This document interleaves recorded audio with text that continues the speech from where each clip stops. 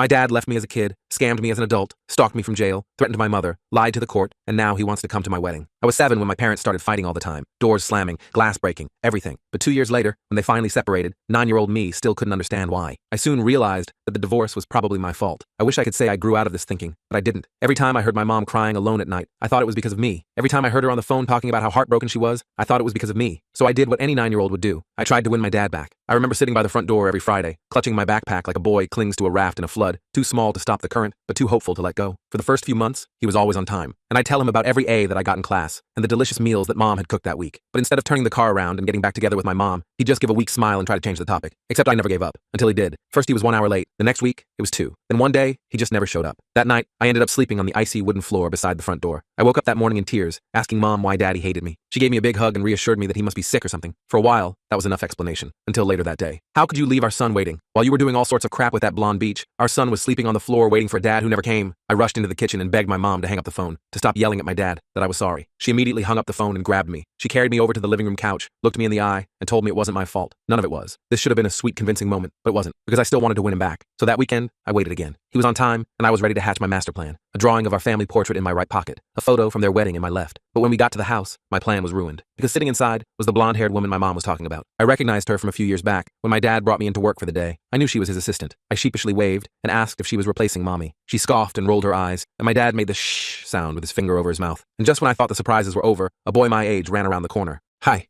He went to hug me, but I turned away. Apparently, he was the blonde woman's son that my father was helping raise. I stormed up the stairs to my room and slammed the door so hard the wood almost broke. No one came to find me. I curled up on the floor and cried so hard my ears started ringing. After a few hours, my mom came to pick me up. After that, I never wanted to see my dad again. Not even because of my betrayal, but because the pain of feeling like I'd failed him was too much. So I stopped waiting by the door, and my mom slowly built us a quite successful life without him. I ended up beating the single-parent statistic and went to college to become a lawyer. But even when I graduated and started making $100,000 a year, I still felt like there was always that missing part of me that wanted the fatherly approval I never had. It was a void nothing could fill. So I did what I had to do. I reached out and asked if he wanted to come over for Thanksgiving. He only replied a week later, after I sent my address, in a wealthy part of town. That should have been my first red flag, but it wasn't. Instead, I felt this childlike excitement when he was on the way over. It was like I was a child sitting by the door again, except this time, he would actually show up. Son, do you got any cash for me? Is the first thing he said when I welcomed him in. My heart dropped a little, but I handed him a $100 note anyway. Thanks, son. I knew you weren't as selfish as your mother. He said it with a wink and a smile, as if it was the most agreeable sentence he's ever said. I forced a laugh, not wanting to start an argument, and offered him a cup of tea. Suddenly, the words poured out of me. Every update from middle school, high school, my current girlfriend, radio silence. You could have heard a pin drop, until I mentioned my job. How much are you making, son? I earn $100K because, wow, he interrupted. Son, I hope you're not giving any of it to that greedy mother of yours. My family sure could use some dough. My head tilted the same way a puppy tilts at its owner. I didn't even say anything. I just wanted him to realize how stupid he sounded, but he never did. And this time, instead of tears, I felt anger. The memories came flooding. All the times he made my mom cry. All the times he made me feel worthless for starting a new family when he wasn't even finished with the old one. I didn't say anything for several seconds, just staring at him while he looked at me with those expectant eyes, like I was supposed to open my wallet and hand over my hard-earned money to a man who couldn't even be bothered to show up for visitation days. I'm not giving you money, I finally said. His face changed instantly. The fake smile disappeared, replaced by something cold and calculating. Come on, son, don't be like that. I'm your father, he said, leaning forward. Family helps family, I almost laughed. Family? You want to talk about family now? He must have realized his mistake because he quickly backpedaled. Told me he'd been going through some tough times lately, lost his job, had some health issues. The blonde woman, whose name was apparently Tiffany, had left him a few years back and taken her son with her. He was all alone now and really needed my help. I'd like to say I was smart enough to see through it all, but part of me, that stupid little kid part that was still sitting by the door, wanted to believe him. I ended up writing him a check for $500. He promised to pay me back once he got back on his feet. I knew I'd never see that money again, even as I was signing the check. After he left, which happened about 30 seconds after the check was in his pocket, I sat in my living room feeling like an idiot. I called my girlfriend Jordan and told her what happened. She came right over with takeout and listened while I vented. You know you're never getting that money back, right? She said. I nodded. We'd been dating for 3 years at that point, and she knew all about my dad issues. She was always telling me I needed therapy to deal with my abandonment trauma, as she called it. I thought that would be the end of it. Dad got his money. I got a reminder of why we didn't have a relationship. Everyone moves on. But 3 days later, he called me, said he needed a place to stay for just a night or two while he sorted some things out. I told him I'd think about it and hung up. I definitely didn't want him staying with me, but I also felt guilty saying no. Classic me. I didn't call him back, hoping he'd take the hint. He didn't. He showed up at my apartment building the next evening with a duffel bag. The security guard called up to let me know someone was there to see me. When I got downstairs, Dad looked rough, unshaven, clothes wrinkled, that desperate look in his eyes. He launched into this story about how his landlord had kicked him out for being late on rent, and he just needed a place to crash until he could get his security deposit back from the crook who owned his building. I reluctantly let him come up to my apartment, set him up on the couch with some blankets and a pillow, told him he could stay for 2 nights max. He thanked me profusely, even hugged me, which felt weird since I couldn't remember the last time we'd had any physical contact. That night I couldn't sleep, kept thinking I heard him moving around the apartment. At one point I got up to check and found him in my home office, just standing there in the dark. What are you doing? I asked. He jumped like I'd caught him doing something wrong, claimed he was looking for the bathroom, which made no sense since I'd shown him where it was earlier, and it was in the opposite direction. I pointed him back to the living room and watched until he actually went there. In the morning, I got ready for work while he was still sleeping on the couch. I locked my office door before leaving, telling myself I was being paranoid but doing it anyway. I texted Jordan about what happened, and she offered to come check on things during her lunch break since she worked closer to my place than I did. Around noon, Jordan called me. "Your dad's not here," she said. "The apartment's empty." I felt relieved but also confused. Maybe he found another place to stay. Maybe, she said, but she sounded uncertain. "But your office door's open." I definitely remembered locking it. "Check my desk," I said. "Top right drawer." There was a pause. "It's open too, and empty. That's where I kept my checkbook and some emergency cash. About $200 was missing, plus several blank checks. I called the bank immediately to cancel the account, then left work early to go file a police report. The officer who took my statement seemed bored. Told me theft between family members was a civil matter, unless I could prove he'd forced his way in. Since I'd invited him to stay, there wasn't much they could do. He suggested I try to contact my father directly to resolve things. I tried calling, but his phone went straight to voicemail. I left a message telling him I knew what he'd done and demanding he return my property. Then I spent the rest of the day contacting my credit card companies and putting fraud alerts on my accounts. 2 days later, my bank called. Someone had tried to cash a check for $5,000 from my account. The teller had been suspicious because the signature didn't match mine, and the account had already been flagged. They'd turned the person away, but kept the fraudulent check as evidence. I went to the bank to give a statement and look at their security footage. Sure enough, there was my dad trying to cash a check he'd stolen from me. I took still images from the footage to the police station and filed another report. This time, they took it more seriously since I had evidence of actual check fraud. A week went by with no word from or about my dad. I was starting to think he'd skipped town when I got a call from a number I didn't recognize. It was a woman named Barbara, who identified herself as my dad's current girlfriend. "Your father's been arrested," she told me. Apparently, the check fraud at my bank wasn't his first attempt. He'd successfully cashed several fraudulent checks at other banks, using accounts that belonged to other people, including Barbara. When the police picked him up, he had fake IDs and stolen checkbooks from at least 3 different people. Barbara wanted to know if I was going to help him out. I asked what she meant. "With bail money," she said, like it was obvious. "He's your father." I laughed. I couldn't help it. "He stole from me too," I told her. "He's on his own." She called me some choice names before hanging up. I blocked her number immediately. The district attorney's office contacted me a few days later. They wanted me to testify against my dad as one of his victims. I agreed without hesitation. Part of me felt guilty, that same part that used to wait by the door, but I pushed it aside. He'd made his choices. The pretrial hearing was set for a month later. In the meantime, my dad started calling me from jail. I didn't accept the charges for the first few calls, but eventually curiosity got the better of me. I wanted to hear what possible excuse he could have. "Son, you gotta help me," he said immediately. "These people in here are animals. I don't belong here." I remained silent, letting him dig himself deeper. "Look, I know I messed up. I was desperate, but you're doing great. You can afford to help your old man out. What's a few $1,000s to someone like you?" Still, I said nothing. "Hello? Are you there?" he asked. "Listen, if you help me get out of here, I swear I'll pay you back. Double. I've got some business opportunities lined up that are going to be huge." "Like what?" I finally asked. He launched into this elaborate story about some investors he'd met who needed help moving money from overseas accounts. All he needed was a small stake to get started. Classic scam stuff that probably would have worked on me a month ago because I wanted so badly to believe he could change. "I'm not bailing you out," I said, "and I'm testifying against you at the hearing." He exploded. Started yelling that I was ungrateful, that he'd given me life, that I owed him everything. Called me every name in the book. I hung up while he was still ranting. The calls kept coming after that. Sometimes he'd be angry. Other times he'd try to guilt trip me by talking about how sick he was or how dangerous jail was for a man his age. Once he even pretended to be crying, talking about how he'd always loved me and just made some mistakes. I stopped accepting the calls altogether, changed my phone number just to be sure. The day of the hearing arrived. I put on my best suit and headed to the courthouse. Jordan came with me for moral support. We sat in the hallway waiting for them to call my name, my stomach in knots. I hadn't seen my dad in person since the night he stayed at my apartment. When they finally called me in, I walked past my dad sitting at the defense table. He looked smaller somehow, in his orange jumpsuit. He tried to catch my eye, but I kept my gaze straight ahead. I testified about what happened, how he'd asked for money, stayed at my apartment, stolen my checkbook, and attempted to forge checks in my name. The prosecutor showed the bank footage. It was all very straightforward. When it was the defense attorney's turn to cross-examine me, he tried to suggest I had given my dad permission to use my checks. I shut that down immediately. Then came the personal attacks. "Isn't it true that you've harbored resentment toward your father since your parents' divorce?" he asked. "Objection. Relevance," the prosecutor said before I could answer. "I'm establishing the witness's bias, Your Honor," the defense attorney argued. The judge allowed it, so I had to answer. "I was disappointed when my father abandoned our family, yes. And isn't it possible that this case is just another way for you to punish your father for leaving?" I took a deep breath. "This case exists because my father stole from me and committed fraud. My feelings about my childhood have nothing to do with those facts." The defense attorney tried a few more angles, but eventually gave up. As I left the witness stand, my dad mouthed, "Please help me," with his pathetic look on his face. I walked past him without acknowledging it. The judge found enough evidence to proceed to trial, but that was scheduled for several months away. My dad was denied bail due to being a flight risk with his history of using false identification. I thought that would be the end of my involvement until the trial, but a week later, I got another call from an unknown number. This time it was my half-brother, the blonde woman's son. His name was Thomas, and he was 28 now, my age. "I heard about what happened with Dad," he said. His voice was deeper than I expected. "I'm not calling to defend him or anything. I just thought maybe we could meet up sometime." I was suspicious at first, thinking maybe my dad had put him up to contacting me, but Thomas seemed genuine. He told me he hadn't had any contact with our dad in years either, not since his mom finally left him when Thomas was 16. "He pulled the same crap with us," Thomas said. "Always asking for money, making promises he never kept, disappearing for weeks at a time." We agreed to meet for coffee that weekend. It was weird sitting across from someone who looked vaguely like me around the eyes and had experienced the same type of paternal disappointment. We ended up talking for hours, filling in the gaps of each other's stories. "He used to tell me you didn't want to see him anymore," Thomas said. "That you chose your mom over him and refused to visit." I snorted. "He told me he was helping to raise you like it was some noble sacrifice he was making." We both laughed at how ridiculous it all was. Thomas had turned out okay despite everything. He was an electrician, married with a baby on the way. We exchanged numbers and promised to stay in touch, which we actually did. Meanwhile, my dad started writing me letters from jail since I'd blocked his calls. The first few I threw away unopened, but curiosity got the better of me eventually. His letters were all the same, asking for money for his commissary account, complaining about jail conditions, and promising to make everything up to me if I would just help him this one time. Then his tone changed. The next letter included thinly veiled threats about what would happen if I testified against him at the trial. He mentioned my address, Jordan's workplace, even my mom's business. It was clearly meant to intimidate me. I took the letter to the prosecutor, who added witness intimidation to the charges against him. His defense attorney dropped him after that, and he was assigned a public defender. As the trial date approached, I started getting anonymous phone calls, heavy breathing, then hanging up. Once, someone just said, "We know where you live," and disconnected. I installed a security system and made sure Jordan was never alone at my apartment. The prosecutor thought it might be one of my dad's jail buddies trying to scare me off from testifying. They offered to put me in a hotel under an assumed name for the week of the trial, but I refused. I wasn't going to let him intimidate me. 2 days before the trial, Barbara, my dad's girlfriend, showed up at my office. She made it past reception by claiming to be a client in distress. When I came out to the waiting area, she started screaming about how I was destroying her life by sending my father to prison. Security escorted her out, but not before she spat in my direction and yelled that I would regret this. I filed for a restraining order that same day. The trial itself was anticlimactic. My dad took a plea deal at the last minute. 3 years for fraud and attempted witness intimidation, with the possibility of parole after 18 months. I didn't have to testify after all. I thought that would be the end of it. But my dad managed to get a message to me through his public defender. He wanted to see me before they transferred him to state prison. Against my better judgment and Jordan's explicit advice, I agreed to one visit. The visitation room was depressing. All concrete and plastic chairs bolted to the floor. My dad shuffled in wearing handcuffs and an orange jumpsuit. He looked older than his 55 years, his face gaunt and eyes hollow. "Thanks for coming," he said as he sat down across from me. "I wasn't sure you would." "What do you want?" I asked. I wasn't in the mood for small talk. He sighed heavily. "I want to apologize. I know I messed up. With you, with Thomas, with everything." I didn't respond. I'd heard his apologies before, usually right before he asked for something. "I've had time to think in here," he continued, "about all the ways I failed you as a father, about why I left in the first place." That caught my attention. He'd never talked about why he left before. "Your mother and I were having problems long before we split up," he said. "But instead of working on them, I took the coward's way out, found someone who didn't know all my flaws yet. Then I did the same thing to her eventually." He looked up at me. "But the worst thing I did was making you think it was your fault somehow. It was never about you. You were the best part of my life, and I threw that away because I was too selfish and too scared to be the man you needed me to be." I felt tears threatening but blinked them back. "Why are you telling me this now?" "Because I'm facing real consequences for the first time in my life," he said. And I realized I might never get another chance to tell you the truth. For a moment, I almost believed him. Almost thought this might be a genuine turning point. Then he ruined it. "I was hoping maybe you could put some money in my commissary account," he said. "Just enough for some decent food and a few comforts. The state doesn't provide much." And there it was. I stood up. "Wait," he said quickly. "That's not why I asked you here. I really did want to apologize." "No, you wanted to soften me up so I'd give you money," I said. "Same as always." "That's not true," he protested, but his eyes gave him away. They always darted to the left when he was lying. I'd noticed it as a kid but forgotten until this moment. "Goodbye, Dad," I said. I turned to signal the guard I was finished. "Wait," he called after me. "I know where your mother keeps her emergency money. In that ceramic duck in the kitchen. We could split it if you just—" I didn't hear the rest because the door closed behind me. I walked out of that jail and didn't look back. That night, I called my mom. We hadn't talked about my dad in years, an unspoken agreement between us. But now, I needed to. "He tried to get me to steal your emergency money," I told her after explaining everything else. She laughed. "I haven't kept money in that duck since we were married." I knew he knew about it. We talked for hours that night. About the divorce, about how hard she'd worked to give me a good life, about all the times my dad had disappointed me that she didn't even know about. It was cathartic, like lancing a wound that had been festering for decades. "You know," she said before we hung up, "I used to blame myself for how he treated you. I thought if I'd just tried harder to make the marriage work, you wouldn't have gone through all that pain. It wasn't your fault," I said automatically. "No, it wasn't," she agreed. "Just like it wasn't yours. Some people are just broken, honey, and no amount of love can fix them if they don't want to be fixed." Those words hit me hard. All those years I'd spent thinking I could somehow earn my dad's love if I was just good enough, successful enough, generous enough. But the problem had never been me. It had been him all along. The next day, I called a therapist and made an appointment. Jordan had been right. I had some serious abandonment issues to work through. But for the first time, I felt like maybe I could actually heal instead of just carrying around the weight of my father's rejection. Thomas and I kept meeting for coffee every few weeks. It was strange having a half-brother after being an only child for so long, but also nice. We bonded over our shared experiences with our dad, but also discovered we had other things in common. A love of old sci-fi movies, the same weird habit of organizing our sock drawers by color, a talent for remembering useless trivia. 6 months into my dad's sentence, we got word that he'd been caught running a small-time con inside the prison, convincing other inmates to give him their phone privileges in exchange for legal advice he wasn't qualified to give. His parole possibility was revoked. Thomas and I met up after hearing the news. We weren't surprised, but it still hurt somehow. "Do you think he'll ever change?" Thomas asked me over his coffee. I thought about it for a minute. "No," I finally said. "I don't think he can." Thomas nodded. "Me neither. I used to wish he would, but now I just feel sorry for him." That was exactly it. Somewhere along the way,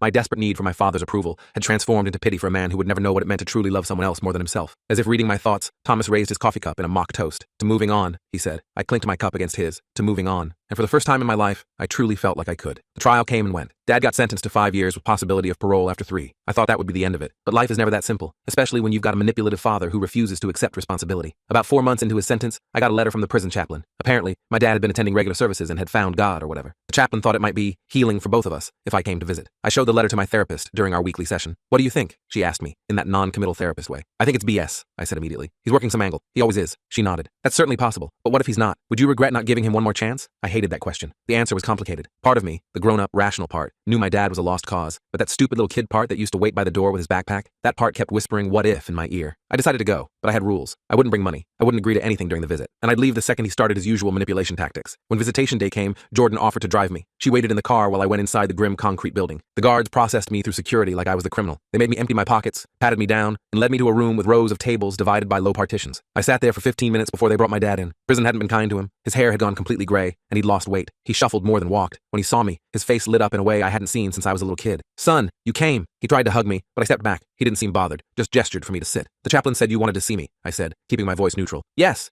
I've been doing a lot of thinking in here. A lot of praying, too." He leaned forward. "I've realized how much I've hurt you over the years. I was a terrible father. I put my own selfish needs ahead of yours." I nodded, but didn't say anything. I'd heard versions of this speech before. "I know you probably don't believe me," he continued, "and I don't blame you, but I'm different now. I found my faith, and it's helping me become a better man." I still said nothing. "Anyway, I just wanted to tell you that I'm sorry. For everything. For leaving. For missing your childhood. For trying to take advantage of you when we reconnected. I know sorry doesn't fix anything, but I needed to say it anyway." He actually sounded sincere. I felt that familiar, hopeful feeling rising in my chest and immediately squashed it down. "Is that all?" I asked. He looked disappointed at my reaction. "Well, I was hoping we could start talking regularly. Maybe you could visit more often." I shrugged. "Maybe. We'll see. And there's one more thing," he said, his eyes darting to the left. "That old tell. I've been working in the prison library, but it doesn't pay much. If you could put a little money in my commissary account, just for some basic necessities." And there it was. I stood up immediately. "Wait, please don't go," he said quickly. "Forget I asked about the money. That was stupid. Old habits, you know. Please just stay a little longer." I hesitated, then sat back down. "This is exactly why I can't trust you. Everything always comes back to what you can get from me." "You're right," he admitted. "I shouldn't have asked. I'm trying to be better, but I mess up sometimes." We sat in uncomfortable silence for a few moments. Then he asked about my job, my girlfriend, my life in general, surface-level conversation, but he seemed genuinely interested. He didn't interrupt me when I talked, didn't try to one-up my stories or make everything about himself like he used to. At the end of our allotted time, he thanked me for coming. "Even if this is the last time I see you, it means a lot that you gave me this chance," he said. I nodded and left without promising anything. When I got back to the car, Jordan looked at me expectantly. "So, how was it?" she asked. "Weird," I replied. He apologized, then asked for money, then apologized for asking for money. "Classic," Jordan said, rolling her eyes. But then he just talked to me, like a normal person, asked questions and actually listened to the answers. "Do you think he's changed?" I shrugged. "I have no idea. I didn't visit again for 3 months. I thought about it a lot, but couldn't decide if it was worth the emotional energy. Thomas encouraged me to give it a shot. Worst case scenario, he's still the same old con artist and you walk out knowing you tried," he said. So I went back. This time, my dad didn't ask for money at all. We just talked for the full hour about random stuff, books he'd been reading in the prison library, a new case I was working on, Thomas and his family. It was almost normal. After that, I started visiting once a month. Sometimes he'd slip into his old patterns, dropping hints about needing things or trying to play on my sympathy. When that happened, I'd simply end the visit early. He eventually seemed to get the message. Around this time, my mom called with surprising news. "You'll never guess who contacted me," she said. "Who?" "Your father's mother, your Grandma Henderson." I was shocked. I hadn't seen my paternal grandmother since I was a toddler. My dad had cut ties with his parents years before the divorce, over some long-standing family feud I never understood. "What did she want?" I asked. "To meet you," Mom said. "She found me through social media, said she's been trying to track you down for years, but your father wouldn't tell her anything." A week later, I was sitting in a cafe waiting to meet a grandmother I barely remembered. When she walked in, I recognized her immediately. She had the same eyes as my dad, as me. She was in her late 70s but moved with the energy of someone much younger. She hugged me tight when she saw me. "Look at you," she said, her voice thick with emotion. "All grown up and so handsome." Over coffee, she told me why my dad had cut off contact with his family. "Your father always had problems with honesty," she said diplomatically. "Even as a child. When he was 20, he borrowed money from your grandfather for what he claimed was tuition. We later found out he'd dropped out of college and spent the money on a car. When they confronted him, he'd blown up, accused them of never supporting him, and stopped speaking to them. Every few years, he'd reach out, usually when he needed something, then he'd disappear again after they helped him. We tried to maintain a relationship with you and your mother after the divorce," she told me. "But your father blocked us at every turn. Eventually, we had to accept that he didn't want us in your life." I was angry all over again. Not only had my dad abandoned me, but he'd also kept me from knowing my grandparents who actually wanted a relationship with me. The next time I visited him in prison, I brought it up immediately. "I met Grandma Henderson last week," I said. His face changed instantly. "What? How?" "She found Mom on Facebook. Apparently, they've been looking for me for years." He shifted uncomfortably in his seat. "They're manipulative people, always judging me, never supporting my dreams." "Funny, that's not how they described it," I replied. "They said you borrowed money for tuition but spent it on a car instead." "That's not," he started, then stopped. "It was complicated." "Was it? Or did you just lie to get what you wanted like you always do?" He looked down at the table. "I was young and stupid. And what about keeping them from seeing me? I grew up thinking I had no extended family who cared about me. I thought I was protecting you," he mumbled, not meeting my eyes. "From what? From people who might have actually shown up when they said they would? Who might have cared about me without wanting something in return?" He had no answer for that. I left that visit early, too angry to continue the conversation. But it was a turning point. I started spending time with my grandmother regularly. Through her, I met aunts, uncles, and cousins I never knew I had. People who welcomed me into their lives without hesitation, who showed me photos of my dad as a kid, told me stories about his childhood, and helped me understand the man he was before he became the father who let me down. 6 months later, Jordan proposed to me. I hadn't been expecting it. We talked about marriage in vague someday. Terms,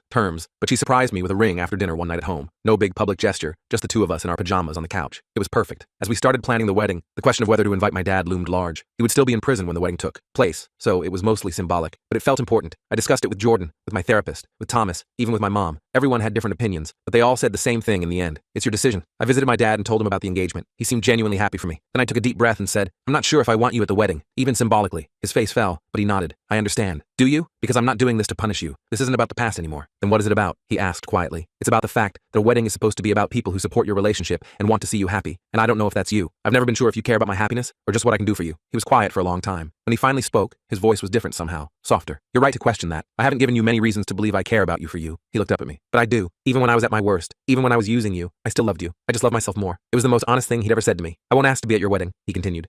That should be a happy day without any complications. But I hope someday, when I get out of here, I can prove to you that I can be the kind of father who puts you first. I didn't know what to say to that, so I just nodded. The wedding was perfect. We held it in my grandmother's backyard, surrounded by family from both sides. Thomas was my best man. Mom walked me down the aisle, and there wasn't a dry eye in the place when she handed me off to Jordan with a kiss on my cheek. My dad sent a card from prison. No requests, no guilt trips, just congratulations and good wishes. He'd enclosed a small pencil drawing of Jordan and me based on a photo Thomas had shown him. It wasn't half bad. I don't know what will happen when he gets out of prison next year. Maybe he'll slip back into his old patterns. Maybe he'll disappear from my life again. Or maybe, just maybe, he'll actually try to be the father he should have been all along. Either way, I'll be okay. I'm not that little boy waiting by the door anymore. I've built a life filled with people who show up when they say they will, who love me without conditions, who put my happiness on par with their own. And if my dad wants to be part of that life, he'll have to earn it. Not with promises or apologies, but with consistent actions over time. The door isn't locked anymore, but I'm not sitting by it waiting either. I'm living my life, and that's enough.